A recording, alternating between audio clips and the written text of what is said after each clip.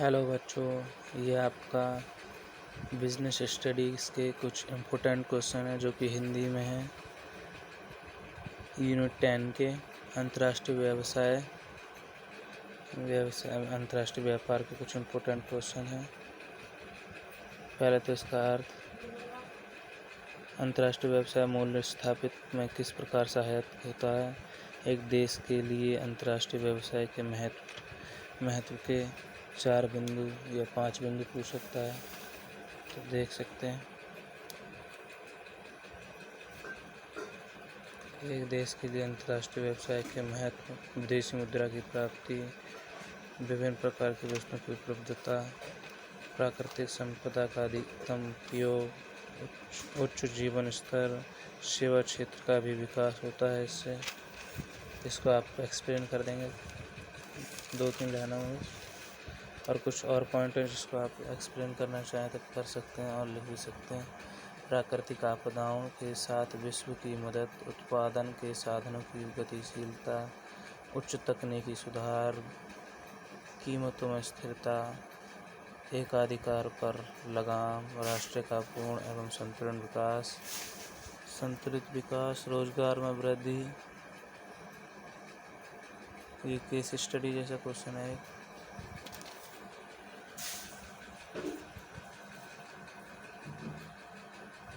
देख सकते हैं, ये बहुत इम्पोर्टेंट क्वेश्चन है। प्राकृतिक साधनों के असमान वितरण का सामना करने के लिए अंतर्राष्ट्रीय व्यवसाय एक अनिवार्यता है। तर्क दीजिए। इसके कुछ पॉइंट हैं। ऐसी पॉइंटों में लिखोगे तो टीचर के लिए इम्प्रेशन बढ़ेगा। पॉइंटों में कोशिश करना ज़्यादातर कि पॉइंटों में लिखें क्वेश्चन का आंसर। और जितने नंबर का क्वेश्चन हो उतने उससे कुछ 1-2 पॉइंट एक्स्ट्रा ही लिखना है, जिससे कि अगर एक गलत होता है तो दूसरा ठीक तो होता है। घरेलू एवं अंतर्राष्ट्रीय व्यवसाय में प्रमुख अंतर: घरेलू व्यवसाय को हम आंतरिक व्यापार भी कहते हैं और देशी व्यापार भी कहते हैं, और अंतर्राष्ट्रीय व्यवसाय को हम विदेशी व्यापार भी कहते हैं। इसके अंतर निम्नलिखित हैं। इसमें अंतर बहुत सारे हैं, जैसे क्रेता तथा विक्रेता की राष्ट्रीयता, उत्पादन के साधनों की गतिशीलता, परिवहन के साधन, भुगतान का प्रकार, परिवहन की लागत, सरकारी रजिस्ट्रेशन, बाजार में ग्राहकों के स्वरूप में भिन्नता। जैसे क्रेता तथा विक्रेता की राष्ट्रीयता: क्रेता व विक्रेता एक ही देश के होते हैं, और अंतर्राष्ट्रीय व्यवसाय में क्रेता व विक्रेता विभिन्न देशों के होते हैं, क्योंकि अंतर्राष्ट्रीय व्यापार जो कि 2 देशों के बीच होता है। उत्पादन के साधन की गतिशीलता: इसके अंतर्गत उत्पादन के साधन अधिक गतिशील होते हैं। इसके अंतर्गत उत्पादन के साधन कम गतिशील होते हैं। ऐसे आप इनको एक्सप्लेन कर सकते हैं। जैसे परिवहन की लागत काफ़ी कम लागत होती है इसमें, घरेलू व्यवसाय की तुलना में अधिक महंगी, क्योंकि लंबी दूरी की डिलीवरी करनी होती है इनको। और कुछ पॉइंट ये रहे। 5 नंबर में अगर क्वेश्चन आएगा तो आपको 7 पॉइंट, मैक्सिमम 7 पॉइंट तो लिखने हैं। व्यवसाय में प्रयुक्त मुद्रा: अपने देश की मुद्रा का प्रयोग होता है घरेलू व्यवसाय में, और अंतर्राष्ट्रीय व्यवसाय में एक से अधिक देशों की मुद्रा का प्रयोग होता है। ऐसे देख सकते हैं। राजनीतिक प्रणालियाँ एवं जोखिम क्या होते हैं इसके। अन्य हितार्थियों की राष्ट्रीयता क्या होती है। व्यवसाय की प्रणालियों एवं व्यवहार में विभिन्नता, व्यवसाय संबंधी नियम एवं नीतियाँ अलग अलग होती हैं। और यह विभागीय भंडार, डिपार्टमेंटल स्टोर एंड बहुसंख्यक दुकानें।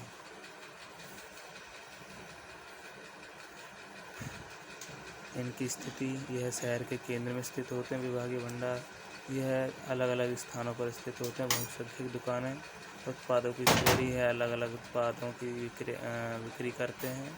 यह किसी वस्तु की विभिन्न प्रकार की पूर्ति करते हैं। उत्पादों की संख्या, सेवाएं प्रदान करना, कैसी सेवाएं प्रदान करते हैं। ये अन्य सेवाएं जैसे रेस्टोरेंट, ऑफिस, पोस्ट ऑफिस और टेलीफोन, आदि सेवाएं प्रदान करते हैं।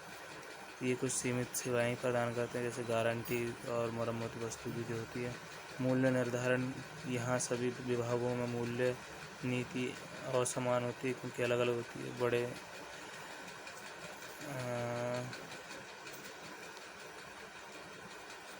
बहुत अच्छा माल मिलता है यहाँ पर, अच्छी क्वालिटी का माल मिलता है।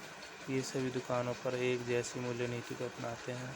ग्राहकों के वर्ग व प्रकार लिख सकते हैं। ये अमीर लोगों के लिए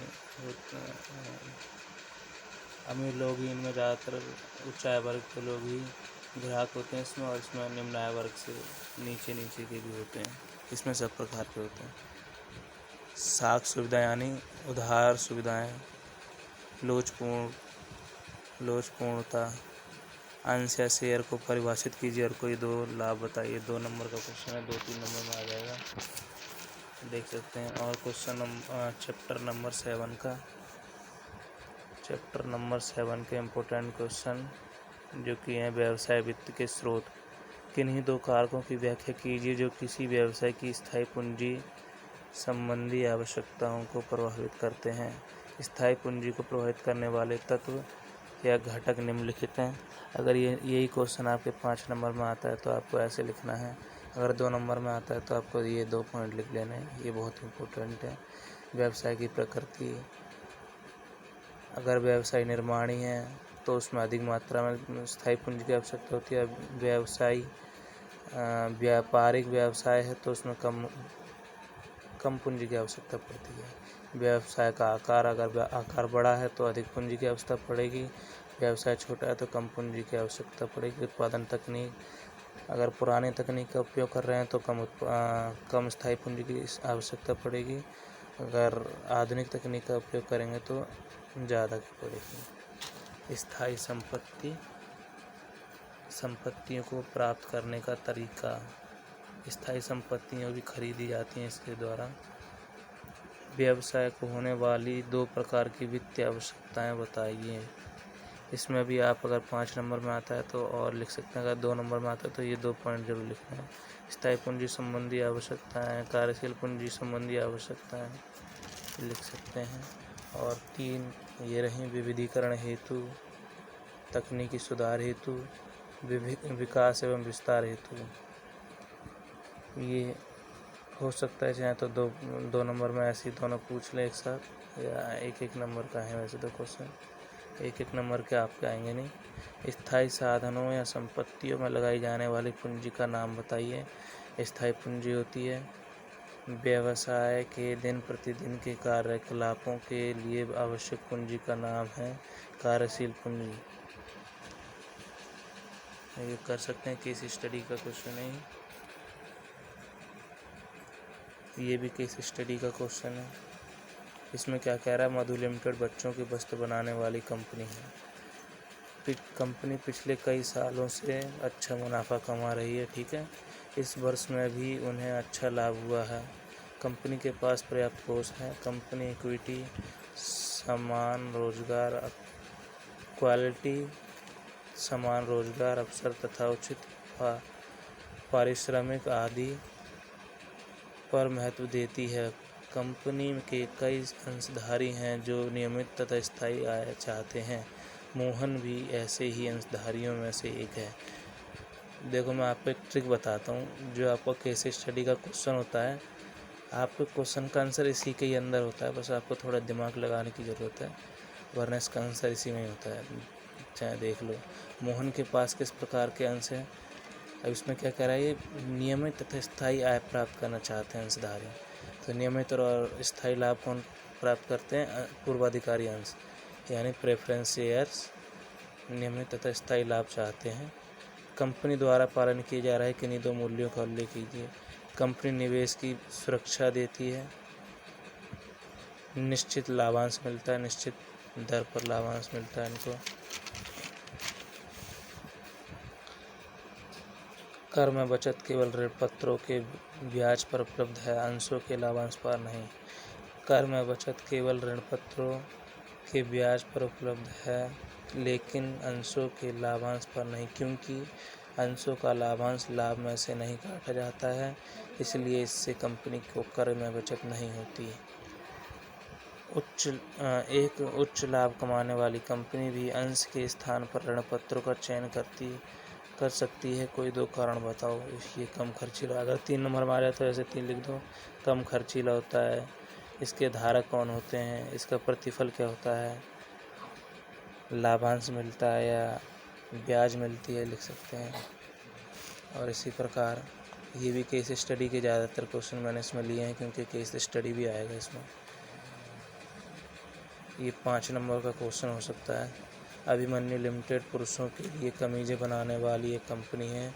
कंपनी अपने व्यवसाय का विस्तार करना चाहती है, जिसके लिए वह अन्य शहर में अपनी शाखा खोलना चाहती है। चूँकि विगत कई वर्षों में से कंपनी पर्याप्त लाभ कमा रही है, अंततः कंपनी के पास पर्याप्त कोष भी है, यानी पर्याप्त धन भी है। कंपनी के लिए सर्वोच्च वित्त का स्रोत क्या होगा, क्यों होगा, इस स्रोत के 2 लाभ तथा 2 सीमाएं बताइए। अभिमन्यु लिमिटेड कंपनी के लिए प्रतिधारित आय सर्वोच्च वित्त का स्रोत होगा, क्योंकि इसे शुद्ध लाभ में से कर एवं लाभांश घटाने के बाद जो भाग बचता है वह भाग बांटा नहीं जाता, बल्कि पुनः नियोजन के उद्देश्य से कंपनी में ही रख लिया जाता है। प्रतिधारित आय के 2 लाभ, कोई लागत नहीं है, इसके लिए कोई ब्याज, लाभांश, विज्ञापन पर विवरण व्यय नहीं करना पड़ता है। विकास एवं विस्तार, इस आय से पुनः नियोजन या विनियोग किया जाता है। इससे कंपनी का विकास एवं विस्तार करने में सहायता होती है। इससे इसकी 2 सीमाएं हैं। ये अनिश्चित स्रोत है, यह आय का अनिश्चित स्रोत है। हो सकता है जब हमें पैसों की ये हमें तभी मिलेगा जब हमारी कंपनी अधिक से अधिक मुनाफा कमाएगी, तभी ये बच सकता है। शेयर होल्डर में असंतोष, अगर यह शेयर होल्डर में असंतोष के कारण बनता है, क्योंकि उन्हें कम लाभांश प्राप्त होगा। ऐसे ही ये रहे कुछ क्वेश्चन। शुद्ध लाभ का कौन सा भाग अंशधारकों में वितरित नहीं किया जाता। प्रतिधारित आय का अंशधारकों को इसका भाग प्राप्त नहीं होता है, प्रतिधारित आय है वो। और ये देख सकते हैं, भारतवर्ष में सार्वजनिक जमा की अधिकतम अवधि कितनी है। अधिकतम अवधि इसकी 36 माह या 3 साल है। किसी कंपनी द्वारा विशेष रूप में जमा एकत्र करने के लिए रिजर्व बैंक ऑफ इंडिया द्वारा स्थापित नियमों का पालन करना होता है। इस जमा का नाम बताइए। और इसी में ही अगर ये क्वेश्चन जोड़ दें तो ये 2 नंबर का हो जाएगा। भारतवर्ष में इस जमा की अधिकतम अवधि कितनी होनी चाहिए, तो इसका उत्तर हम लिखेंगे सार्वजनिक जमा, इसका आंसर हो जाएगा। और इसकी अधिकतम अवधि होती है 36 माह या 3 साल। आपको वीडियो पसंद आई तो हमारे चैनल को सब्सक्राइब करें, वीडियो को लाइक करें और चैनल सब्सक्राइब करें, बेल आइकन दबा दें। धन्यवाद।